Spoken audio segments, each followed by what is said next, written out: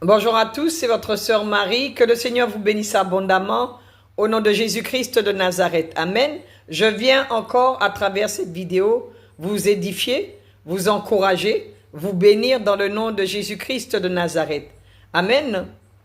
Quand Dieu nous a délivrés, quand vous étiez esclaves, et que Dieu, après, dans sa grâce, dans sa miséricorde, dans son amour, vient vous faire du bien et vient vous délivrer. Je prends mon cas. Je fumais. Il y a des années de cela, je fumais.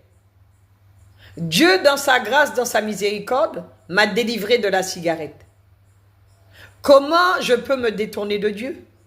Comment je peux abandonner ce Dieu si merveilleux et grand? Comment je peux renoncer à ce Dieu?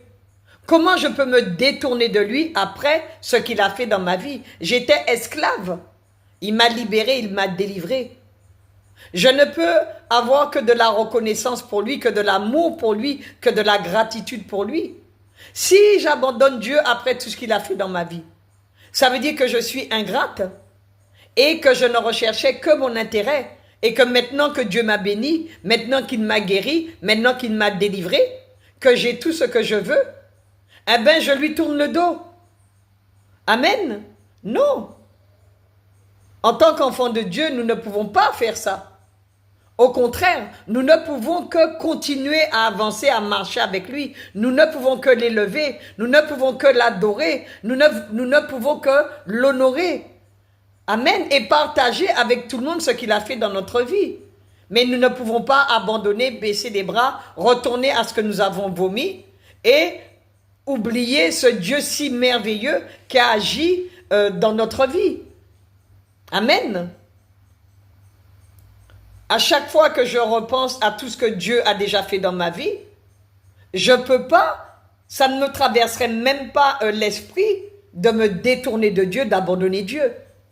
Et de retourner en arrière et de me dire que bon ben ça y est, maintenant je suis béni, Dieu m'a donné tout ce que j'avais besoin, bon ben maintenant je n'ai plus besoin de Dieu. Malheureusement, c'est vrai qu'il y en a certains, c'est comme ça qu'ils réagissent. Mais les vrais enfants de Dieu, non. Au contraire, ils persévèrent, ils aiment Dieu de tout leur cœur, ils aiment encore plus Dieu. Ils ont de la reconnaissance envers Dieu. Et ils continuent à marcher avec Dieu. On ne peut pas ne pas croire en Dieu. Après tout ce qu'il a fait, comment on peut ne pas croire en lui? Comment on peut croire que Dieu n'existe pas? Alors qu'il nous a fait autant de bien. Amen. Que le Seigneur vous bénisse au nom de Jésus.